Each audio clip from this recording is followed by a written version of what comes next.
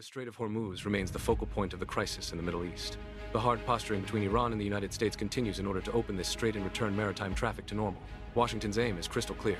Hormuz must never be closed, and the mines lined up in the strait by the Revolutionary Guards must be urgently removed. This narrow waterway connecting the Persian Gulf to the Gulf of Oman has been drowning in this problem for months because Iran's Revolutionary Guards have turned the strait into a rive, a virtual risk zone by using Gashi-type fast attack crafts, each capable of carrying 2 to 4 mines. The entrance and exit points of Hormuz, its middle and narrow sections, the Omani side and the northern routes close to the Iranian coast have been filled with Maham 3 and Maham 7 type mines. In fact, even Iran does not know the location of some of the drifting sea mines. However, this situation has left the Strait of Hormuz, through which approximately 20 million barrels of crude oil normally pass daily, open to U.S. intervention.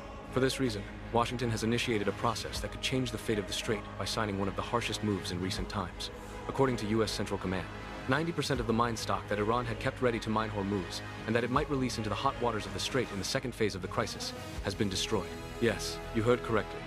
Admiral Brad Cooper, head of CENTCOM, confirmed that they have eliminated 90% of the 8,000 sea mines possessed by Iran. If we make a rough calculation based on the data announced by Admiral Cooper, Tehran has lost 7,200 of its sea mines. This is truly a massive number for them. But the important point here is what the IRGC, which may have dragged Iran into war, has actually lost in Hormuz. That is the unseen side of the iceberg, because from the beginning of the crisis process, the Revolutionary Guards have relentlessly continued this attrition tactic by putting forward the Hormuz card. The IRGC, which does not want to give up the tough role it has undertaken, may now be losing its only remaining threat element. Iran's mines are being destroyed before they can even enter the hot waters of Hormuz. On the other hand, the United States is systematically targeting not only the mines in storage, but also the platforms that lay these mines at sea. In other words, Iran can no longer use not only the mines kept ready to be released into the strait, but also the ships that would lower them into the sea waters to a great extent, because the data presented by Admiral Cooper before the Senate Armed Services Committee confirms this situation. In the operations, a total of 161 ships belonging to the Revolutionary Guards and the Iranian Navy have been sunk in the waters of the Gulf. Among these ships were the critical mine-laying platforms and logistical supply vessels that silently released those deadly mines into the waters. The dangerous advantage of the IRGC in Hormuz has now largely evaporated. In the past, they could hold billion-dollar tankers, warships, and global energy flows hostage with a handful of cheap mines. With a few boats, they could close the strait, spike oil prices, panic insurance companies, and hold a strong position at the diplomatic table. Now, however, the overwhelming majority of its stock, a significant part of its production infrastructure, and a large portion of its mine-carrying boats have been destroyed. The limited number of remaining sea mines are either drifting randomly or waiting in an uncoordinated manner. This double blow, namely the destruction of mine stocks and the platforms that put them into the sea, will seriously weaken Tehran on the Hormuz issue, because initiating a new large-scale mining operation has now become much riskier and more costly for the IRGC, both logistically and militarily. In other words, Iran's Mosquito fleet is gradually losing its influence day by day. On the US side, mine-clearing operations are progressing quite effectively. As you may recall, even Arleigh Burke-class destroyers like USS Frank E. Peterson and USS Michael Murphy had passed through the strait despite Iran's threats and the mines it had laid at sea.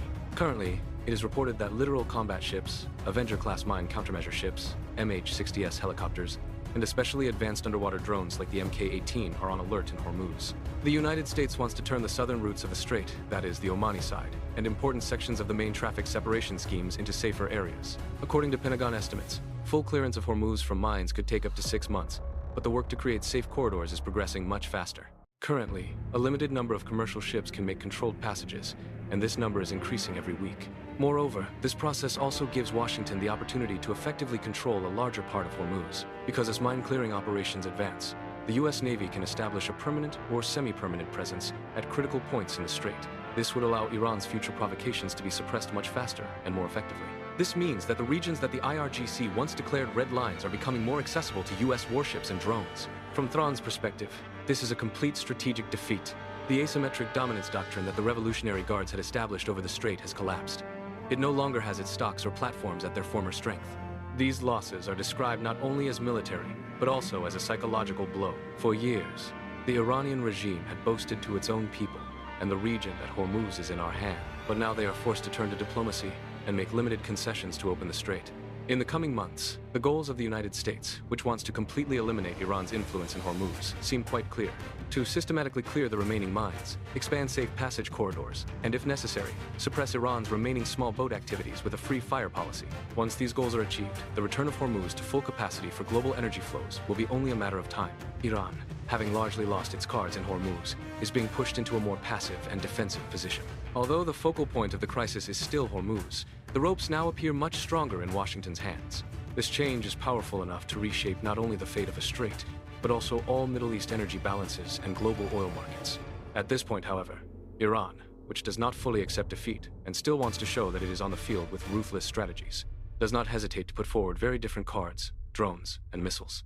As you know, Iran has historically followed completely asymmetric strategies in such war and conflict situations. It is clear that the IRGC has not abandoned this attitude in today's crisis process either, because in order to continue the war and make the United States accept the agreement items it wants, it still does not hesitate to bring its drone and missile stocks to the forefront. In fact, Iran is sowing terror in the Gulf region with these military resources as well.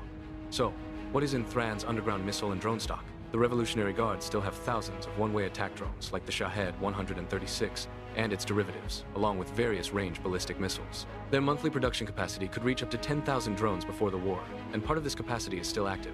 The IRGC has positioned these weapons as a new, cheap and swarming attack wave that will replace the mine threat in Hormuz. Drone swarms, due to their low-cost aim to deplete the U.S. expensive air defense missiles such as Patriot and the AAD munitions to harass ships and to keep Gulf oil infrastructure under constant pressure. Indeed, in March and April 2026, Iran carried out hundreds of drone and missile attacks on U.S. bases, oil facilities, and civilian infrastructure in the UAE, Saudi Arabia, Bahrain, and Qatar. In some attacks, tankers were hit, fires broke out in refinery facilities, and civilian casualties occurred in Gulf countries. These attacks, combined with the mine threat in Hormuz, virtually held global energy markets hostage. Insurance premiums skyrocketed, and many shipping companies changed their routes. However, the Gulf did not remain unresponsive. Saudi Arabia and the United Arab Emirates did not stay silent in the face of Iran's direct attacks. Both countries carried out secret counterattacks on Iranian territory. Saudi Arabia conducted airstrikes on missile and logistics facilities inside Iran, while the UAE carried out airstrikes on an important oil refinery on Ливан Island. Although these operations were not clearly disclosed to the public, they deeply shook the regional power balance. Gulf monarchies, which have been pursuing a strategic patience policy against the threat from Iran for years, now appear bold enough to carry out direct retaliation. This situation has largely nullified Iran's strategy of intimidating the Gulf. The Trump administration, in the meantime, has been operating in very close coordination with the UAE and Saudi Arabia. President Donald Trump took the security concerns of the Gulf allies seriously and continued the maximum pressure policy against Iran. He increased intelligence sharing with the UAE and Saudi Arabia, both in diplomatic channels and on the military front, supported joint patrols, and gave the green light for potentially harsher steps if necessary. Trump's approach was clear. Hormuz will remain open, and Iran's missile and drone threat will be contained. This policy encouraged the Gulf countries to be more proactive against Iran. According to international analysis reports, the UAE and Saudi Arabia demanded a more decisive stance from Trump against Iran and advocated the view that Iran must be sufficiently weakened before the war ends. However, despite all this pressure circle, Iran still does not hesitate to use its drone and missile stock. Although IRGC commanders have not abandoned the propaganda slogan, "Hormuz is in our hands," they now see their real cards in drone swarms and ballistic missiles. They are also trying to open additional fronts in the Red Sea and the Gulf of Aden by activating their remaining stocks through proxy groups. This is Iran's classic strategy. Instead of direct conventional war, increasing the opponent's costs with cheap, numerous, and hard-to-detect weapons. However, the limits of this tactic are becoming increasingly evident.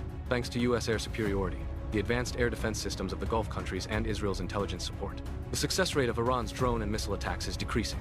Many missiles and drones are destroyed in the air, and the remainder cause limited damage. While the Iranian economy is already shaken by heavy sanctions and war damage, continuously using these weapons is also rapidly depleting stocks. Since part of the production facilities has been hit, the renewal speed has slowed. In other words, while Iran has largely lost its minecart in Hormuz, it is also slowly consuming the drone and missile threat. This erosion on both fronts is forcing Tehran more toward diplomacy. The United States and its Gulf allies are forcing Iran to the table by increasing both military and economic pressure. Tehran's cards in hand are rapidly decreasing. Washington's determined stance, the Gulf's active role, and the IRGC's eroding capacity show that a new power balance is forming in the Middle East. However, things are not that simple for the Iranian regime.